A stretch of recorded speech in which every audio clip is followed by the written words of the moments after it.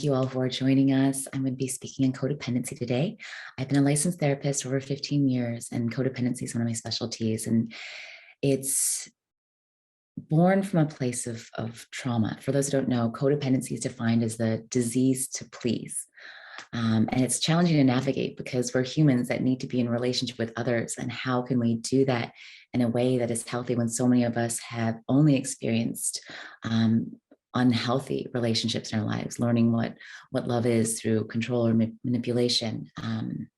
So I'll talk a bit about today about what codependency is, how it's formed, one possibility met with a lot of options for how it can be healed, and inviting you to take what you like today and leave the rest. I know it's going to be potentially a lot of information. So again, take in what resonates, release what doesn't. And if you have any questions, please put it into the Q&A. I'll be the only one who's able to see the questions, and I'll be responding to them because I really want this to be as interactive as possible today. So that being said, I'll just deep dive into things. And again, really grateful that you're here to seek out just more ways to learn how to connect with ourselves and with each other. So grateful to Pineapple Support and all the sponsors for making this possible. So as I mentioned, codependency is known as the disease to please. It's basically a chronic compulsion to put others before yourself to try and gain acceptance, love, and validation. Through habitual self-neglect, codependency results in a lack of true connection to yourself. And this creates chronic anxiety about how people will react to what you do or say, and the false belief that you're entirely responsible for the emotions and the well-being of others.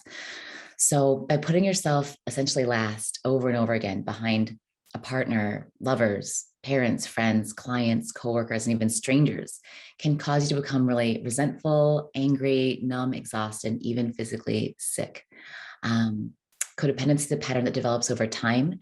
So if your needs were not met and your feelings were not validated when you were younger, then you could become hypervigilant about always needing to know, guess, what everyone else wants and needs around you, and struggle to identify what you want and need.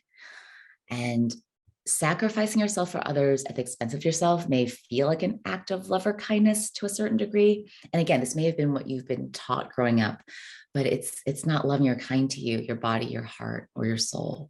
And eventually a pressure of putting on like a smiling, everything's fine all the time, I'm okay all the time, like that mask, it becomes too heavy and too much to bear. So it is really important for me to practice and live what I preach. I've struggled with codependency throughout my life, and it's a continuous learning and healing journey. Growing up as a child of emotionally distant and really emotionally volatile immigrant parents who lived in constant survival mode, I was taught really early on in my healing journey in my life journey, that my own desires were selfish, and that having feelings was weak and shameful. So I learned not to want anything, because if I wanted anything or asked for anything, those requests wouldn't be met. If I wasn't good, if I wasn't get if I wasn't going to get what I needed, then I learned it was safer for me to not need anything at all.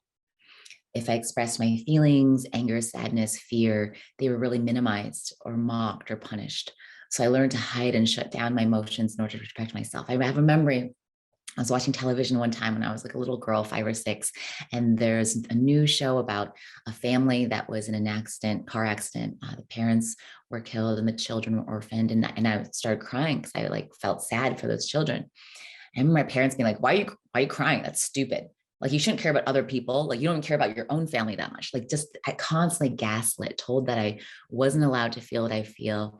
Really, again, realizing that if I were to express who I really was, it would be shut down, again, mocked, shamed, punished. So I learned not to share, and to learn that it was much safer to kind of feel into what everyone else was feeling and to match and to mirror that.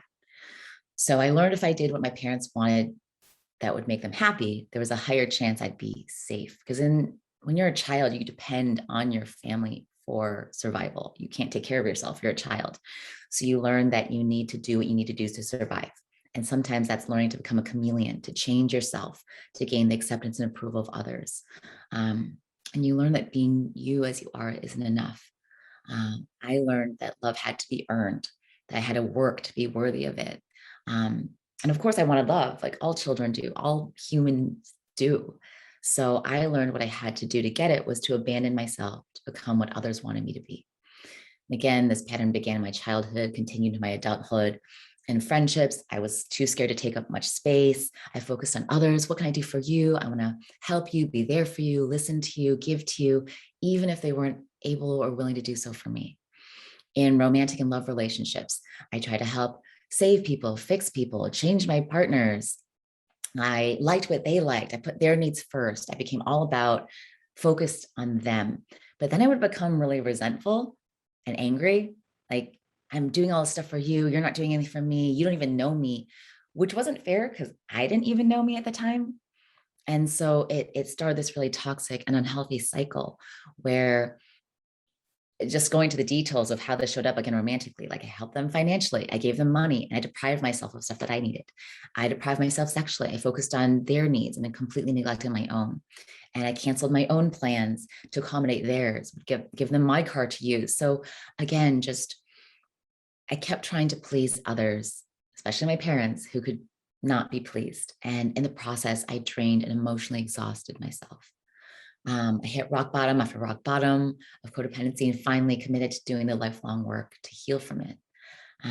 If this sounds anything like where you are now, where you have been, know that you're not alone and that healing and change is possible. Also, FYI, we're not meant to walk this journey alone. It's really important to that trauma that happens in relationship can only be healed in relationship. So this isn't about, I'm going to shut myself off from everyone and not have any relationships until I like heal myself and love myself enough. We don't exist in isolated systems. We need to be able to learn to engage with others again and ourselves in different ways than maybe we have before. So I always encourage support, connecting with supportive communities. Like if you're open to 12-step groups, CODA, which is Codependence Anonymous, is amazing. Al-Anon is incredible. Like be really supportive sources of community during this process. Also a huge fan of somatic work. So noticing and recognizing your body's responses and wisdom, being able to ground yourself, and practicing and learning interdependency, which I'll talk about. It's not independence, that's not codependence, it's interdependency. It can also, of course, help to work with a therapist who specializes in codependency. I know Pinal Support is a wonderful source for that. So I'm now going to offer a process of healing from codependency. And again, take what you like, leave the rest. Healing is such a deeply personal and intimate and sacred journey. So if there's only one thing that you get from this, great. And so don't feel like you have to do all the things. I'll break down kind of the stages of healing to 5 stages. So the first stage of healing from codependency is awareness. So first you have to be aware that perhaps you struggle from codependency to even be aware that there's something that you want to work on. So right now, consider the following statements. Just check in with yourself. Does this resonate? Does this not? Are you like, oh yes, definitely, or like, that's not really me? Okay, so here are the statements. I'm unsure about how I feel or who I am. It's hard for me to ask for help. I'm extremely self-critical and hard on myself. I feel like it's selfish to put myself and my needs before others. I'm afraid of abandonment and rejection, and I'm uncomfortable being alone. I spend a lot of time worrying and wondering about what others think about me. I have a really hard time setting boundaries. I feel like it's my job or responsibility to fix others, to help others, to save others, to rescue others. I have a tendency to pick projects that I can help and fix and change in partnership and relationship and friendships. Just taking a moment to like sit with that, feel with that, notice what's happening inside you. And the first step to changing anything is acknowledging there's something that you want to change. So if you think that, well, this is how I've always been and how I'll always be, it'll be harder to work with that. But if you're like, ooh, this is how I've been and not how I want to always be or to continue being, we can work with that. So so I'll break down like awareness into like 5 more little like mini micro steps, which is like, first there's control. So in codependency, sometimes you can either give up control to someone else or you want to control someone else. So if you give up control, it's like you don't trust yourself. You know what's best for me. Again, if you have parents who are like, you don't know what's best for yourself, only I know, then you may have more of a likelihood to be like, I don't trust myself. I need someone else to make decisions for me. On the other hand, if you're the one that takes control, if you need to control everything, like check in with yourself, or you're someone who really wants to be able to know what happens when, to control other people's like behaviors, getting angry and resentful when they don't do what you want, you may use blame, shame, manipulation, charm, or sexual attention to control others. And again, you may become angry, resentful if you're rejected. So these forms of codependency depends on the false belief that we can control others, which we cannot. There's this quote from Buddha, which says, "No one saves us but ourselves. No one can and no one may. We alone must walk the path." So when we acknowledge that we can't control or change or fix anyone but ourselves, then we can take all that energy that we're trying to give to everybody else and getting frustrated and exhausted and resentful in the process. If we can turn that energy and that attention and that intention inward, then that's when things can really start to transform. Self-esteem is another really important awareness. So self-esteem is your personal sense of like self-worth and self-respect. It describes how much you like yourself and determines how much you'll take care of yourself. So the invitation is to practice gentleness with yourself in this process, recognizing that, know that you're doing your best now and have in each and every moment. And as you learn and know better, then you can do better. So one of the reasons why you're here now is because you're working on learning and knowing better so you can practice doing things differently. So we're also going to talk about triggers, how triggers are a part of being human and originate from past trauma. There's a saying, I don't love the saying, but it's like, if it's hysterical, it's historical. So if you respond to something like a 1 or 2 trigger with an 8 or 9 or 10 response, likely it's rooted in the past. And this is a sign that there's something more to tend to. So your triggers can really be your teachers. One exercise to reflect on is like, what are the 3 emotional triggers you experience most often? Like, what do you instantly react to? Is it when you feel like someone's not listening? Is it when you feel like you're not being heard? Is it when you feel like you're being dismissed? Is it when someone disagrees with you? So when is the earliest time you felt that way? And what do you need most in that moment? When you're triggered, can really help to notice that, like when you are, and especially if you're engaging with someone, I really encourage folks to like give themselves a self timeout. I give myself self timeouts. Like if I notice I'm triggered, when you're triggered, you go into your reptilian brain. So you're not able to think logically or rationally or reasonably. And likely anything you say, you might not even remember what you say when you're triggered, because you're literally like not in your present day self. You may have gone to like a much younger self. You may be reacting from like a 5 or 6-year-old space. So the invitation when you get triggered, if you're engaging with someone who you value the relationship with, is to be like, I'm gonna give myself a timeout. I'm gonna go walk for 20 minutes. It takes 20 minutes to kind of like regulate your system. And if you do go out and walk and get some fresh air, or just like take a break to ground, don't keep repeating what triggered you in your mind, because if you keep yourself in the same story, you'll keep yourself in the same emotional state. The invitation is to go out, breathe, notice what's around you, notice what you're feeling without judgment, but just to let things move.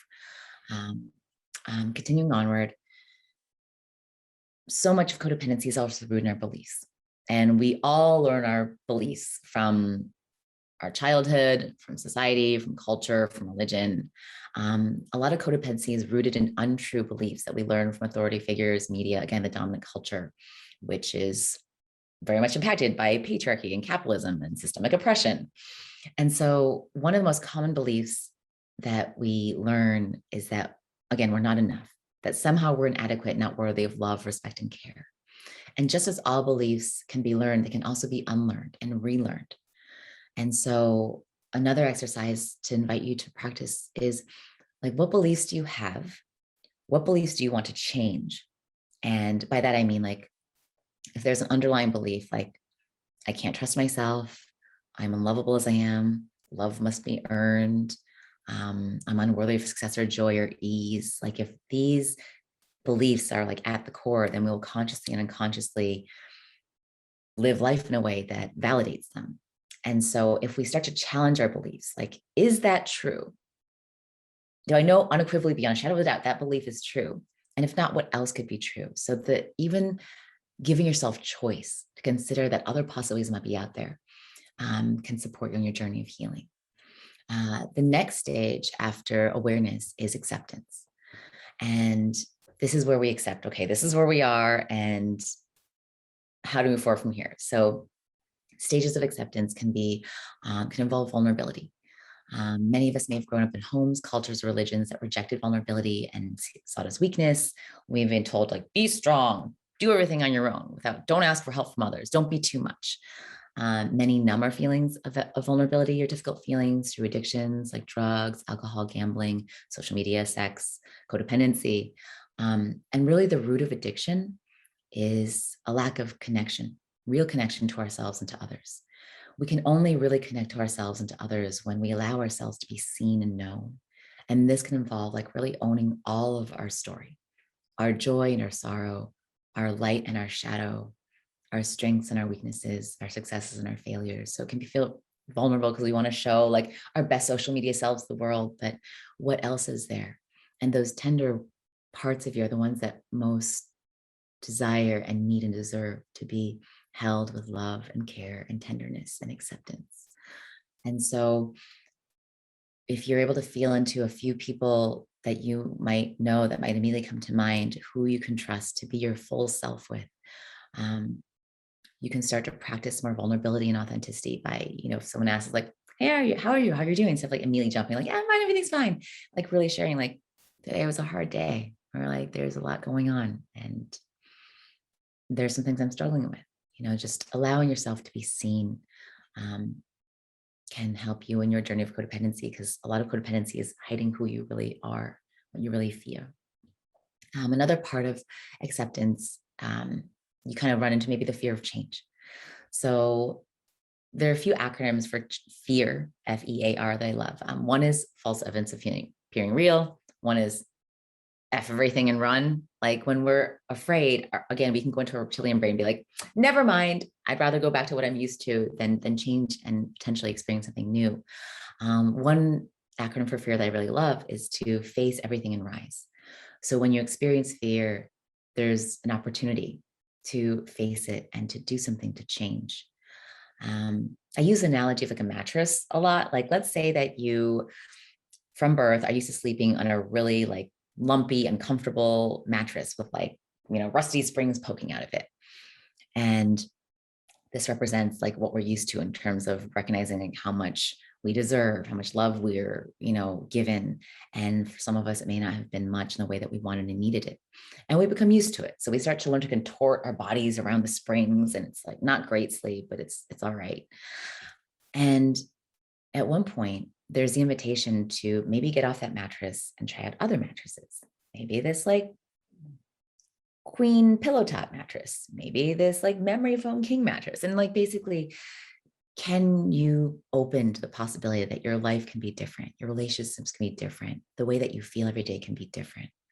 And sometimes there's a tendency to want to run back to what we know. Like, I know exactly how that rusty springed old mattress feels. I will just go back to that. And then sometimes there's the opportunity to say, I can always go back to that. I know what that mattress is like. I know what life is like. If I go back to that, what else is there? Again, just opening up to the possibility of something new, life being different, relationships being different. And now I'm going to speak on anger and grief as part of healing and codependency. And I'm going to go a lot into this because a lot of times people are like, anger is not okay. Anger is not helpful. Anger is bad. So we like shove down our anger. But if we repress our anger, our resentment, our grief, our rage, it will come out. Often not in ways that are helpful or healing. So I'm really going to go into anger and grief now because these are really important, sacred emotions with a lot of wisdom.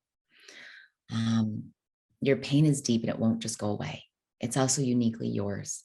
And because it's linked to some of your earliest life experiences, your call and invitations to bring that pain home.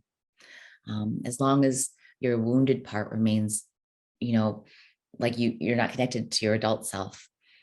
If your childhood wounds, you're like, oh, I just want to forget the past, then that pain doesn't go away and it will continue to injure yourself and others. There's a saying that suffering that's not transmuted is transmitted to others around you, to future generations. So part of the work of healing from intergenerational trauma is to, again, learn how to process and feel your anger and rage in ways that don't hurt yourself or others. So anger is a natural emotion that we're all born with that comes up when we interpret a situation as unsafe. A secondary emotion as a part of anger is to fear, to hurt. So anger wants to be expressed, and the goal is to take responsibility for our own emotional experience to the degree that's empowering, and to process our rage in ways that's honoring and mobilizing instead of overwhelming. So there's disconnecting anger, which is like violent and retaliatory, versus connecting anger, which is nonviolent and responsible anger. Anger itself is not inherently violent. It's just a neutral thing. When anger is suppressed, when you deny yourself anger, it can lead to an internalized depression, which is like self-blame and shame, depression. It can lead to lateral violence, chronic pain physically. It can show up in your body as sickness. It can lead to numbing out depression if you deny your anger the opportunity to be expressed and processed. So it's really important to express our anger responsibly, to connect with others, to make clear decisions, and to empower ourselves. And so what does connecting nonviolent responsible anger look like? Some of us may never have experienced this because we've only experienced violent anger. It involves consent and guidelines. So asking permission to be witnessed in anger, no physical harm to yourself or to others, or perpetuating systems of repression, and to be regulated and choiceful in how you share your anger. So to control the degree that you're going to emote. And when you're trying to figure out like how to express your anger, what are your priorities? Are your priorities self-respecting and honoring your voice? Is that the most important? Is your priority your relationship with the other and staying connected with that person? Is your priority a specific desired outcome, like a situational result? So like an expression-focused anger without caring about the relationship we're with is like screaming like F you at someone who's like, trying to touch you inappropriately, right? Or to try and like F you, leave me alone, don't touch me, right? Like that expression of anger is appropriate. You don't want a relationship with that person. You want to protect yourself, and it's necessary in the moment. The outcome focused is like emotionally like if you value the relationship with the person that you're angry with or experiencing anger with, then this is where you can like give yourself a timeout, go and calm yourself down and move the anger that way through movement, through breath, through primal screaming. I'm a big fan of primal screaming. And then coming back and then sharing what you need to change, or a boundary or something that you need different. When it comes to consensual anger, you can say to someone like, hey, I've noticed I have a lot of anger about blank. It might involve them or might not, just if you want to be witnessed in your anger. And then to ask like, do you have the energetic capacity to hold space and help me process this anger today? And then sharing specifically, like, I love to vent for about 20 minutes. Maybe there'll be some tears. Are you open to that? Do you have the energetic space for that? And would this time in this place work for you? So asking for consent to share and express your anger is so important, because all your anger wants is to be witnessed. You don't need anyone to fix you, change you, help you, offer advice. You just want it to be witnessed, and you can ask for that. Part of healing codependency involves asking for what you need, identifying what you need, and so many times just being seen and heard and witnessed as we are is what we need most. Again, without the fixing, advice, or change or anything else. And you can ask for that. So remember that grief is part of this process. So please soften when needed or desired. Remember, cultivating joy is also part of this process. So yes, to joy, moments of joy, moments of ease in the process. It doesn't have to be like, now I'm just gonna work on anger and be like into anger all the time. Like, again, we are infinite beings that hold the infinite within us. Anger, grief, rage, joy, confusion, hopelessness, hopefulness, like all of it is in us simultaneously. So can we meet where we're at in each moment and recognize that it's worthy of being? There's also, again, worthiness, which is the feeling and knowing that you're enough. And the truth is that you are worthy simply because you exist, because you're here, because you breathe. When you think of a baby, no one's like, all right, baby, you're not worthy of love until you can do this. Like, everyone's like, the baby's just worthy of love and care because they exist. And within you is the infant that you once were. And you now, whatever age you are, is just as worthy of love, of care, of protection as that infant. In oppressive systems, we're taught that our worth is dependent on external factors. Are you helpful enough, pretty enough, rich enough, smart enough, partner enough, thin enough? Like, you have enough followers. Can we put all of that aside, what the world has taught us, and remember the truth that you are worthy exactly as you are now in each and every moment? There's a quote by Brene Brown that goes, owning our worthiness is the act of acknowledging that we are sacred. And so practicing the embodiment of that is so helpful in the process of healing from codependency, and remembering we are worthy as we are. We don't need to continually punish ourselves, and which brings us to self-forgiveness, right? Like, there's an acronym for shame, which is should have already mastered everything. So oftentimes we can feel shame if we didn't do things right, if we didn't know enough, thinking about the past. Why did I do that? We can really beat ourselves up. So self-forgiveness can be a really powerful exercise where you just accept that you did your best in the past, knowing what you knew then. And again, continuously working on knowing better now. Can you forgive yourself and be ready to move forward with all the lessons learned? There's an exercise for this that I really love. It's called Ho'oponopono, and it's a Hawaiian practice, a self-forgiveness exercise, a forgiveness exercise for reconciliation with yourself, others, ancestors of the earth. It's just a statement of 4 statements. It goes, I'm sorry, please forgive me, thank you, I love you. And if you are moved to, if it resonates, to repeat that or to practice repeating that for a few minutes every day, even just spending time with yourself. I'm sorry, please forgive me, thank you, I love you. That can be a beautiful practice of self-forgiveness that can support your process of healing from codependency. Stage 3 is exploration. So this is, who are you? What do you actually feel? And giving yourself time and space to get to know yourself. So I like to do this roles, like what are the roles that you play in life? The roles meaning you're a daughter, you might be a brother, a sister, a friend, a partner. And so one invitation is to write down all your roles, one role into like a note card, and then ordering each note card from least important role, maybe like neighbor, to like most important role. And to go through each of those cards and to think about who you are in that role, what you give, what you receive, what it means to you, and then to like put it aside once you felt that. And as you go through all the roles, after you release the last role that you play in your life to others, the question is like, what's left? Like, who are you after all the roles that you play have been released? What's left? And to be curious about that. And what do you want to create with that? Part of that is just really getting clear on your identity. Like, what's your North Star? Like, what are the things that are most meaningful to you? What are you committed to? What are your values? How do you want and like to give and to receive love and care? To take time with yourself to really feel into these questions. There are times in my journey where I took myself out on dates. Like, if I'm going to go out and like talk to people and ask them all about themselves, like I can do that for myself. So there are times where I would take myself out on dates and like journal and get to know myself. Like, what do I enjoy? What don't I enjoy?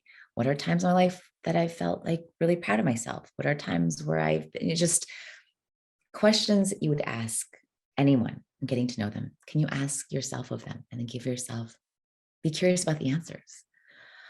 Also be curious about exploring your needs. What do you need physically, emotionally, mentally, relationally, spiritually to thrive? You're allowed to have needs. What are your needs? What are your emotions? What do you notice? What do you feel? When your emotions come up, any emotion, whether it's a flash of anger or curiosity or happiness or joy, right? Like, all our emotions are valid and real, and they carry important message. I feel like they're little like messengers carrying like bits of wisdom for us. Like, what is this trying to tell me and teach me? Can I listen? Can I be curious? Can I learn? Instead of shutting down an uncomfortable emotion, can I invite it in? Can I have tea with it and get to know it? And this is getting to know, again, more about you, who you are, what you need, what you feel. So often that there hasn't been space for that perhaps in the past.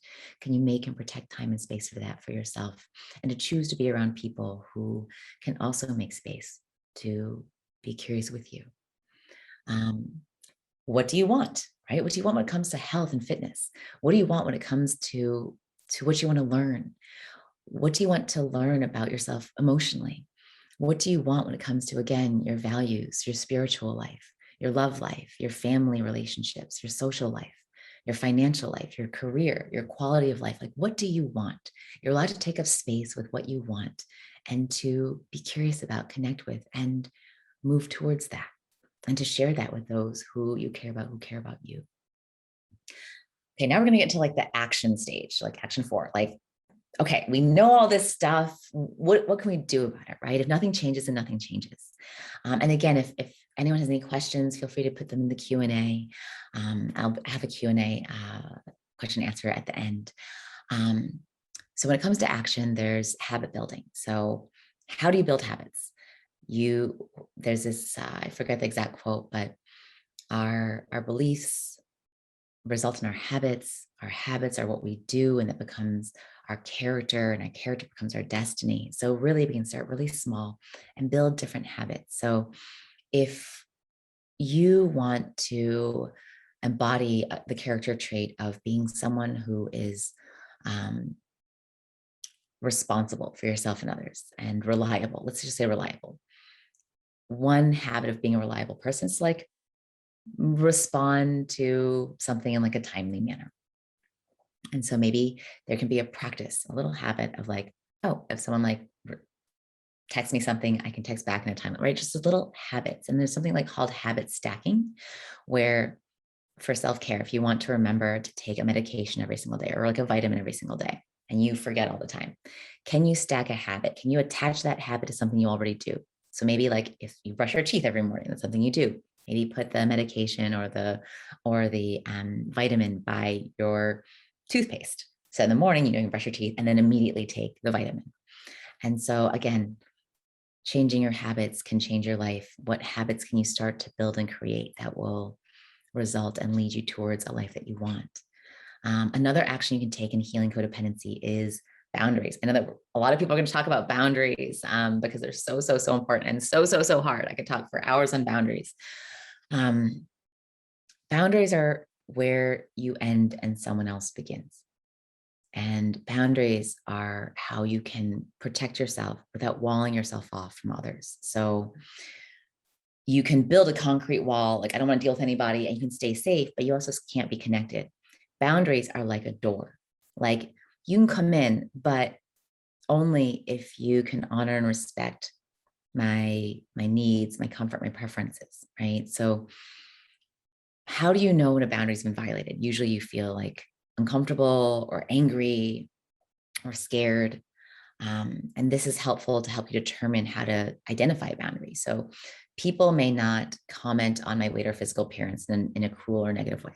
People may not scream at me or yell at me. I don't want to engage with people when they're yelling at me. People may not put me down or call me names. People may not give me unsolicited feedback, right? These are all boundaries. You have the right to ask for what you want. And to protect your time and energy, it's important for you to set boundaries. And I'll let those, again, who are focusing on setting boundaries, talk about boundaries. I know that there's someone giving a presentation specifically on boundaries. And again, boundaries are so important because they will protect your time, your energy, and it can be really hard to set boundaries because there can be a fear. If I set a boundary with someone, will they be angry? And if someone gets really angry or upset when you set a boundary to take care of yourself, that is potentially a person who's been benefiting from you not having any boundaries. So there may be an adjustment period when you start setting boundaries with people who are used to you always saying yes. If you start saying no, there may be like a, wait, what? But this is actually a really great opportunity to learn more about who people are. Are they someone who can respect your boundary? Like, yeah, I'm glad you're taking care of yourself. Totally cool. I can find other people to help me move. And it'll also reveal people whose only relationship with you is like taking. Like in life, there are givers, takers, and matchers. And I often ask people, like, who do you think gets the most and the least out of life? A giver, a taker, or a matcher? Like someone who like gives and gives and gives to others, someone who like takes and takes and takes from others, someone who only gives as much as they take or takes as much as they give, right? Like a matcher. The answer to both is actually givers. The people who get the least out of life are actually givers without boundaries, who give and give and give and give and exhaust and deplete themselves and are running on empty and fumes all the time. People who get the most out of life are givers with good boundaries, who give from a place of abundance and truth and joy, as opposed to depletion. So check in. When you say yes to something, is it a yes from a place of wholeness and love and care? Is it a yes from a place of exhaustion, resentment, duty, obligation? Start checking in with yourself and notice. Another action that can be taken in healing from codependency is reclaiming your voice. So oftentimes we learn to censor ourselves, to not speak our truths because it might be rejected or criticized or judged or shut down. What we always know when we're censoring ourselves, because, right, there's this feeling of like tightness in the throat or in the chest. What are things that you are not saying that you want to say right now to those around you? How are you censoring yourself at work, at home, in relationships? It can be an incredibly healing gift to start to reclaim your voice, even to yourself. Even if you don't say what you want to say to the other person, even acknowledging there's something to be said and saying it or writing it, speaking it, giving yourself space to recognize your truth. And then when it comes time, maybe starting to slowly practice with those who you know are safe folks to practice with, who will be able to hear you, and then continuing that. Another action that'd be really beautiful on your journey of healing is reparenting your inner child.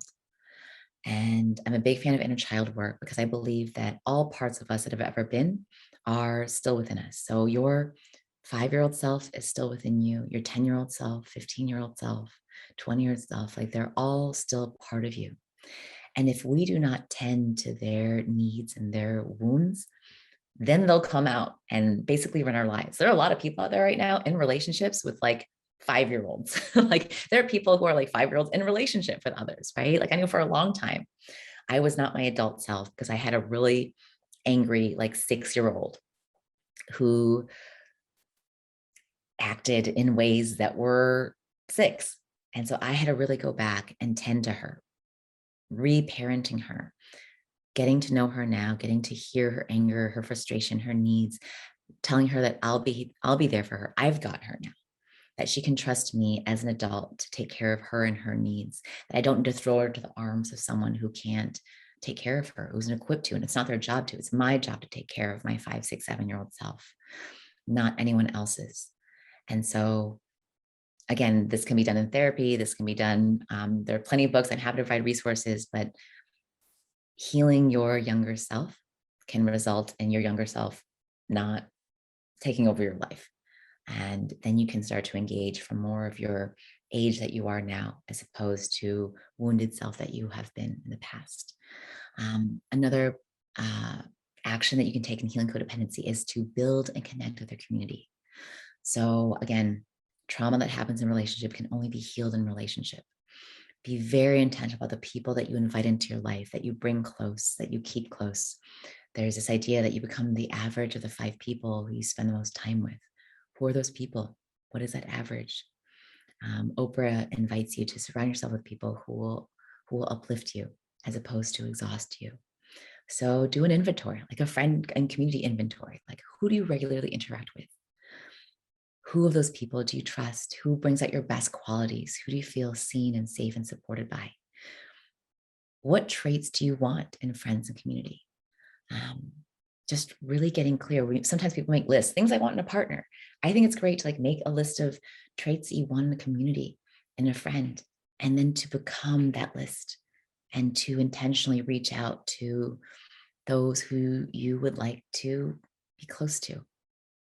Life is not about being independent and not needing anyone. It's also not about being codependent and trying to fix everyone and be fixed by everybody.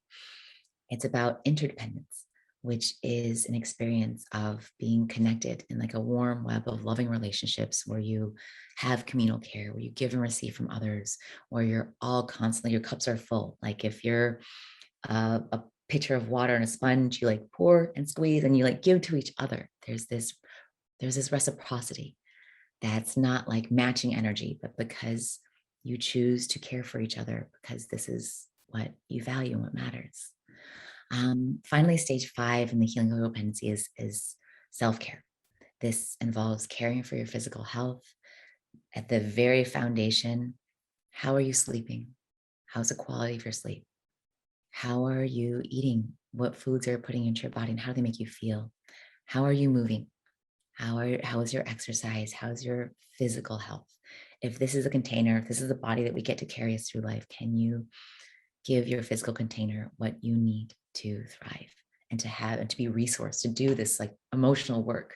And part of self-care is also your emotional health, taking care of your emotional health and well-being, involving getting to know your emotions, processing them, moving them. We talked about anger earlier. How can you work with anger in a way that is helpful as opposed to harmful? Setting boundaries is part of emotional health, saying no, knowing where you end and someone else begins, and being able to navigate that differently. Cultivating moments of peace and joy for yourself and giving yourself rest. And of course, relational health is a really, really, really important part of your self-care. I'll talk more about interdependence. And so again, it's being in a series of relationships with others, with intimacy, with responsibility, where you take responsibility for yourself, your emotions, and others take responsibility for theirs instead of putting them on you. Interdependency also involves commitment. And so again, there's communal care where we help each other and we're open to giving and receiving to and from each other, where we have courageous conversations to repair when there's been rupture, conflict, to deepen intimacy, to allow ourselves to be seen and held as we are, and to see and to hold others as they are, only giving advice when needed or requested, checking in to ask for consent if someone has the space, the energetic capacity to hold what we want to share in the moment, and to heal through connection. Again, recommending the 12-step programs I recommended earlier, Codependence Anonymous, Al-Anon is great. And again, intentionally choosing communities where you can be seen and heard and held as all that you are, not just parts, but all of you. When it comes to self-care, what are your self-care practices? Do you resonate with meditation, which is a wonderful practice to help you be with what is, including discomfort? There can be a lot of two parts of this. One, just because you are used to a lot of suffering does not mean you have to continue to suffer. And also, sometimes we're invited to increase our capacity for discomfort. That can be like discomfort with receiving, discomfort with real care and real love, discomfort with closeness, like making more capacity for that. If we're used to this, that is, just everyone taking from me all the time, people not being reliable or trustworthy, they can be hard to receive and to experience. I've heard from a lot of people that when they're in like a relationship for the first time, where they're met, or they're not used to the emotional unavailability, rubber band, I call it, where one person's pulling away and you're running towards them, you're pulling away and, shutting all the people off and they're running towards you, right? Like that chaos that can feel like love, if that's what you've been used to. For a lot of people, they've shared once they get into like more of a stable relational relationship with a partner, or even with friends, that can feel boring. Like, oh, where's the drama, right? Like I'm used to this, but just because you're used to this doesn't mean that life has to always be that. This can be really upsetting for our nervous systems. This can be really dysregulating.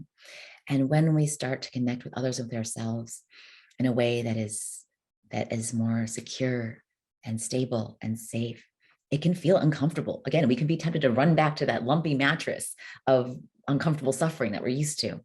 So this process can be uncomfortable, but lean into the good discomfort, if that makes sense. And so again, yes, to recognizing what you love about yourself, what you value, what you're grateful for, a gratitude practice, not gaslighting yourself in gratitude, but really truly, what are you grateful for? Your resilience, those who you have in your life who you can be yourself with. Again, self-love, self-care, move in ways your body wants to move, connect with those who want to connect with you, can feel safe and seen by, create intentional moments of joy and of peace and of rest. Give yourself rest. I feel like in this society, we're like, go, go, go, go, do, more. Like rest is a sacred practice. You're always allowed to rest. Can you give yourself space and time to rest and to see what rises in that spaciousness? Self-care can be taking small steps towards a larger goal, to building habits, again, saying no, holding space for yourself, allowing space for yourself to be held by others, requesting what you want and what you need. And again, this is not about total independence. I think our society teaches us like we need to be independent. We shouldn't need anybody else or anything else. And I feel like that's so harmful because that really disconnects us from ourselves and from each other. You can practice connecting with and loving and being loved by others. This work cannot be done in isolation. So yes, to learning and to spend time with yourself. Yes, to learning and practicing spending time with others by being who you are and want to become. You have to put effort into relationships. They're not just going to happen. So be extra kind to yourself in the process. And take things one step at a time, one moment at a time, one breath at a time. You don't have to do all of this instantly overnight. This is a lifelong process. I have been doing this for years and years and years and years now, and there's always more to learn. There's always more to discover. And to be patient with yourself in the process and to give yourself grace. So practice self-love in a way where being in relationship with yourself and the world is constantly changing. The relationship we have with, again, others and with ourselves, they're co-occurring, they're interconnected experiences that shape each other and they can't be separated. So there's an idea that you don't really meet anyone else in this lifetime. You just meet mirrors of different parts of yourself. And so sometimes that's a really interesting practice too. If you have a really strong, like, I really don't like that person, like a really strong reaction to someone, what is about them that you have such a strong negative reaction to? And is there a part of yourself that is also like, oh, that person is like so selfish, right? Is there a part of yourself that would like to be more selfish? Is there a part of yourself that would like to focus on yourself more? Is there a part of yourself that would like that attention, that care, right? And so again, can we move through life with more curiosity and less judgment and criticism? Can we move through life with more compassion for ourselves and for others, knowing that healing, moving through pain, grief, and life challenges and recovery take time. It's an ongoing, lifelong process, and it's some of the most important work you could do in this lifetime for yourself, for generations before you, for generations that may come after you, and for those who you connect with. If anyone has any questions, I have a little time for Q&A, so happy to receive anything that people might be curious about and to elaborate on anything. I don't see any Q&As. I don't see anyone ask any questions in the question answer area. So if there are no questions, happy to, again, be with what is rising.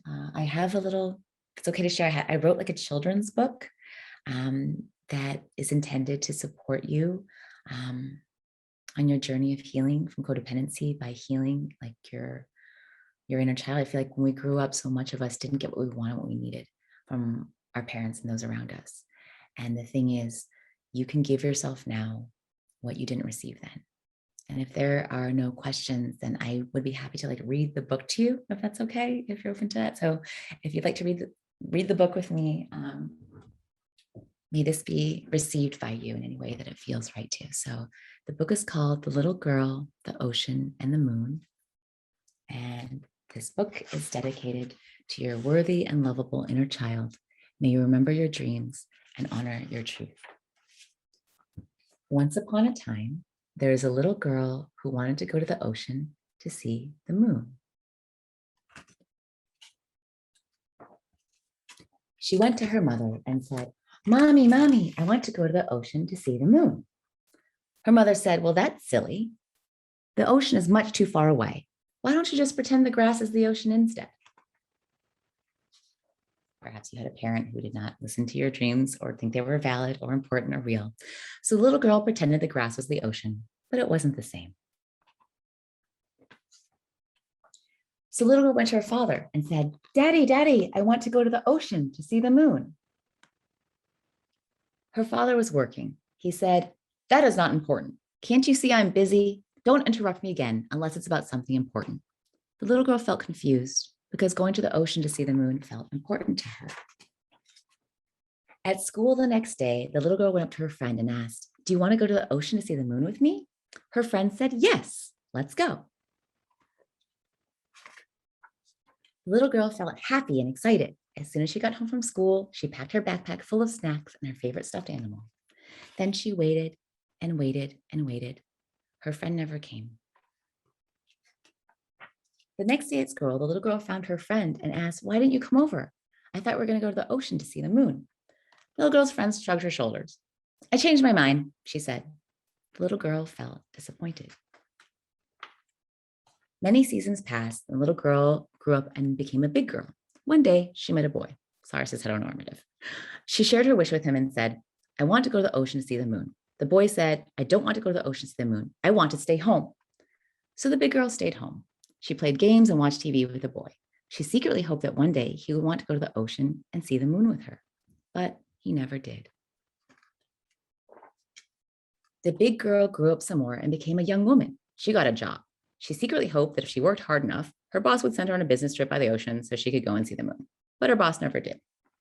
The young woman became very busy with work. She worked and she worked and she worked. She started to forget about going to the ocean to see the moon. One day, after a long day of work, the woman went to sleep and had a dream. In her dream, the little girl appeared and said, "I want to go to the ocean to see the moon." When the woman woke up, she knew what she had to do. She packed a suitcase. She bought a plane ticket and she flew far, far away. And she went to the ocean to see the moon. And there's a picture of her holding the hand of her little inner child. And I wrote this book for you to remember the dreams, the feelings, the needs your younger self had, to recognize that they're important, and to remember and restore and honor them. So may you and your dreams be supported, be heard, be held always. Thank you for being here today, for being committed to doing the work to do something different for different results in your life, relationships that involve a different kind of love, interaction, and healing with yourself and with others. Thank you.